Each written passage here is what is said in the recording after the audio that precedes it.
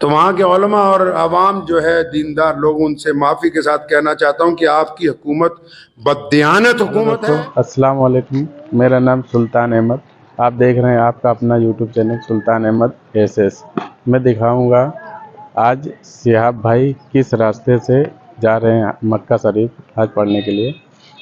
आज का जो मसला चल रहा था वीज़ा के लिए, वो वीज़ा मिल चुका है। शिहाब भाई जा रहे हैं हज पढ़ने के लिए।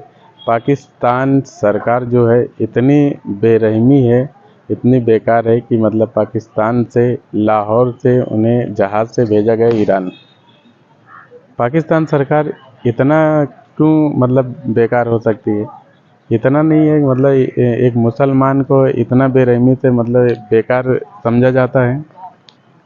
आप लोगों से मैं यही कहना चाहता हूँ कि जो शाही इमाम पंजाब के हैं, मतलब इनका बयान सुनिए, पूरा सुनिएगा, तो आप लोगों को समझ में आएगा कि मतलब कि ये बयान कैसा है कैसा नहीं। चलो। तो वहाँ के उलमा और आवाम जो है दीनदार लोग, उनसे माफ़ी के साथ कहना चाहता हूँ कि आपकी हुकूमत बददियानत हुकूमत है।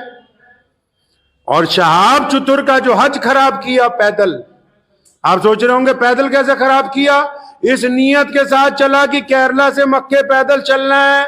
यहां जब अमृतसर से वाघा से एंट्री हुई, दूसरे दिन सुबह को उसे जबरदस्ती रोते हुए को, बिलबिलाते हुए को पकड़ के लाहौर एयरपोर्ट से ईरान की फ्लाइट में बिठा के पाकिस्तान से बाहर निकाल दिया गया। ये कौन सी मुसलमान हुकूमत है जो एक मुसलमान को पैदल चलने का रास्ता अपने मुल्क में से नहीं दे सकी? ऐसी हुकूमत होती है?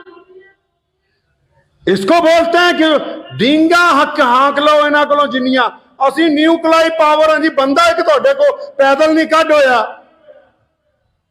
शर्म ना डूब के मर जाओ।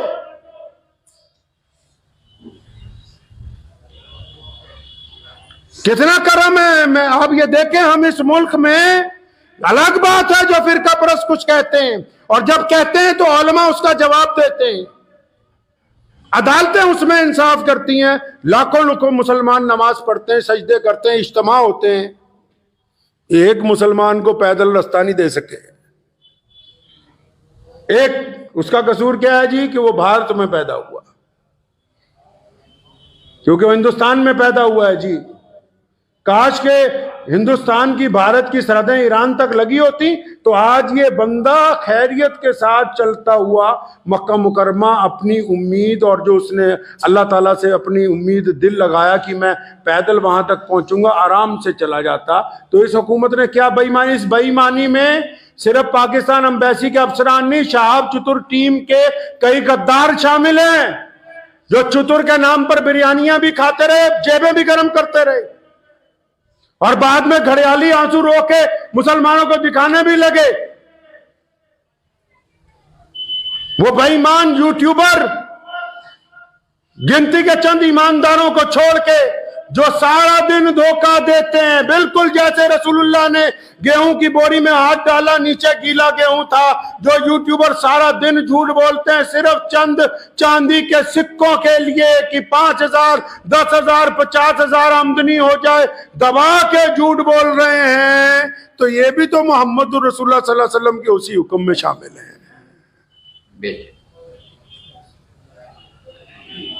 धोखा किया उस मजलूम के साथ, यहां से कहा कि तुम्हें वीजा दे दिया है, और उस धोखे में शहाब चतुर टीम के लोग, हम जाएंगे अभी पंजाब पुलिस के डीजीपी के पास, जिन्होंने धोखा दिया वो ये ना समझे कि वो बख्शे जाएंगे।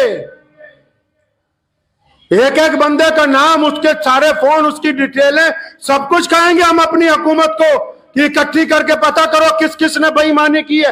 अगर लाहौर से ईरान बाई एयर ही जाना था तो यह कौन सी इतनी मुकद्दस जमीन है लाहौर की कि हम अमृतसर से ईरान नहीं जा सकते थे?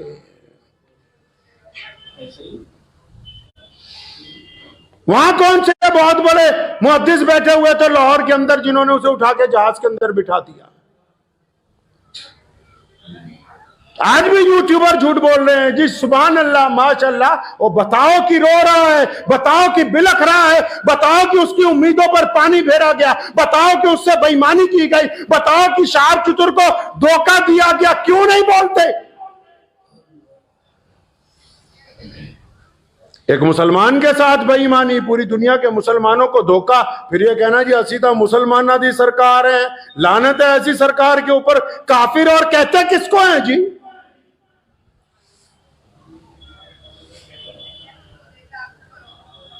उम्मीदों पर पानी फेरा, जबरदस्ती की। और ये 3-4 ठेकेदार बदमाश जो साथ में लगे हुए थे, जिनकी पोल इंशाल्लाह जल्दी खुलेगी, जो अब यूट्यूबरों के आगे जाके जी हमने ये किया जी, हमने वो किया जी, ये हमारी ऑडियो जी, ये वहां का सबूत है जी, जिन्होंने बेईमानी करके ये साजिश रची। क्यों भेजा हमारे मुल्क के एक आदमी को धोखे से पाकिस्तान? अगर उसने रास्ता देना ही नहीं था, अगर वो उसको पैदल ताफ्तान तक पहुंचा ही नहीं सकते थे, अगर वो अपने मुल्क में, हमारे मुल्क में 3000 किलोमीटर चला वो बंदा, केरला से लेकर अमृतसर तक, कदम कदम पर तमाम मजहबों के लोगों ने, मुसलमानों ने तो करना ही करना था, तमाम रियासतों की हुकूमत ने इस बात का ख्याल रखा कि चतुर आराम से गुजर जाए, चतुर को तकलीफ ना हो कि एक बंदा हज करने के लिए जा रहा है, तुम उसको चंद किलोमीटर अपने मुल्क में चलाने के बाद ज्यादती करते हो और फिर ये कहते हो कि हम मुसलमान हैं। मैं वहां के भी उलमा से, जो दयानतदार लोग हैं, उनसे गुजारिश करूंगा कि जो बेईमानी कर रहे हैं वहां बैठ के, इनकी पोल खोलिए, कम से कम पता लगे कि हक पसंद कौन है, बेईमान कौन है। हालांकि जिस अंदाज से लाहौर के लोगों ने उसका इस्तकबाल किया, वो बताता था कि अवाम के दिलों में मोहब्बत है, लेकिन जिस अंदाज से वहां की हुकूमत ने उससे जबरदस्ती करके उसे अपने मुल्क से निकाला, ये साफ तौर पे ये बात वाज़ेह है कि वो एक कमजोर हुकूमत है। उन्होंने अपने मुल्क को कमजोर किया, अपने मुल्क के अवाम की ख्वाहिशात की तकमील की परवाह नहीं की, और एक हज पे जाने वाले के साथ बेईमानी की गई, धोखा किया गया है। और वो ज्यादा खुश ना हो जो ठेकेदार बने थे, जिन्होंने शहाब भाई को धोखा दिया, शहाब के नाम पर अपने अपने मकसद हल करते रहे। हमारे मुल्क के इस नौजवान के साथ जो बेईमानी की गई है, इसके मुतालिक इंशाअल्लाह ताला हाई लेवल इंक्वायरी होगी। आप उस रात को तो ये किस्सा इसलिए सुनाया, पूरी दुनिया परेशान है, कोई समझ रहा वहां जा रहा, कोई वहां जा रहा। अल्लाह के बंदे, इधर पहुंचा उधर बेईमानी, ये हमारा शेवा है, ये गुनाह हो गया। हिंदुस्तान में, भारत में कुछ हो जाए, पाकिस्तान का मीडिया पूरा शोर मचाएगा, ये हो गया जी, वो हो गया। तुमने एक भारत के मुसलमान के साथ क्या किया बताओ भाई?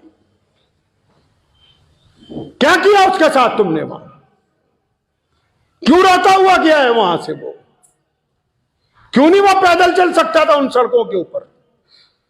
आज मैं जिम्मेदारी से बैठ के कहता हूं, आज अल्लाह का शुक्र इस बात पे अदा करता हूं कि 1947 में मुजाहिद आजादी रईसुल अहरार मौलाना हबीबुर रहमान लुधियानवी ने इसी जामा मस्जिद से कहा था कि इस मुल्क का क़याम ना करो, और जब हो गया फरमाया मैं वहां नहीं जाऊंगा। ये अल्लाह का शुक्र रहा कि हम इस जमीन पर हैं, गर्चे हमारी तादाद कम है, लेकिन इज्जत के साथ 5 वक्त अज़ान दे के नमाज पढ़ते हैं। किसी मुसलमान के साथ कभी धोखा देने की नौबत नहीं आती है। इसलिए आप भी याद रखें, शहाब चतुर को दुआओं में तो याद रखें, लेकिन अपनी जाती जिंदगी में ये बात सीख लीजिए, अपनी जाती जिंदगी में ये बात सीख लीजिए, धोखा जिसको देंगे धोखा पलट के आएगा। चतुर का कुछ नहीं गया, अजर देने वाला अल्लाह है, उसकी नीयत पाक थी, उससे जबरदस्ती हुई है, अल्लाह के घर तक पहुंच जाएगा। लेकिन वो बदमाश चतुर के नाम पे जो ठेकेदार बने यहाँ, जो साथ में चलते रहे, जिन्होंने मुसलमानों को धक्के भी मारे, बदतमीजियां भी की, और बाद में उसको ये नहीं बताया कि वहां जा रहे हो, वहां जाती तुम्हें जहाज चढ़ा देंगे। और वो एम्बेसी वाले जिन्होंने उसके साथ ज्यादती की है, और चलो तुमने अपनी हुकूमत को खुश कर लिया सो कर लिया, अल्लाह ताला तो उत्ते बैठा है ना, फिर जवाब तो उधर देना है ना खुदा नू। वो तो मौजूद है ना। अल्लाह तबारक व तआला की जात तो देख रही है। तुमने जो बदमाशियां की हैं, उस मजलूम के साथ जो धोखा किया, बेईमानी की है, और ये यूट्यूबर जो झूठ बोल बोल के पैसे कमा रहे हैं, ये पैसा अस्पतालों में जाना है। एक हाजी के नाम पर झूठ बोल बोल के जो दौलत इकट्ठी कर रहे हो, ये काम आने वाला नहीं है। दौलत किसी का काम नहीं आई, और मेरे रसूल सल्लल्लाहु अलैहि वसल्लम ने दौलत को पसंद नहीं किया। इसीलिए आज जुमे की नमाज से पहले आज के खुतबे में ये बात आप हज़रात को बताई कि शहाब के साथ हुआ क्या। वो ईमानदारी के साथ चला। पड़ोस के मुसलमान मुल्क ने एक मुकद्दस सफर को बेईमान बना दिया, एक मुकद्दस सफर पर दाग लगा दिया। कभी कहा कि लेटर ले आओ, कभी कहा ईरान का वीजा ले आओ, कभी कहा आज चलेंगे कल चलेंगे। साथ में जितने लगे हुए थे खाने पीने वाले, उनकी तो मौज लग गई,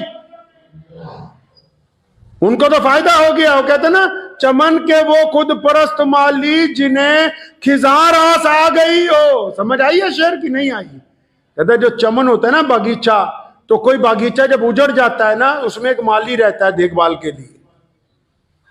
उसमें एक माली होता है, चमन के वो खुद परस्त माली जिन्हें खिजार आस आ गई हो। मतलब एक बाग है बहुत बड़ा, उजड़ गया, तो उसका जो देखभाल करने वाला है ना, वो कहता है भी इतना फल तो दरख्त से आ रहा है रोजाना हर सीजन में कि मेरा गुजारा हो रहा है। अगर ये बाग ठीक हो गया तो लोगों को फायदा होगा, बाग ठीक हो गया तो मालिक को फायदा होगा। चमन के वो खुद परस्त माली जिन्हें खिजार आस आ गई हो, वो क्यों कर ये दुआ करेंगे चमन में फसलें बाहर आए। मताए गुलशन कुछ ऐसी बाटी, चतुर के वफादार दोस्तों ने ना उनके दामन में फूल पहुंचे, ना इनके दामन में खा।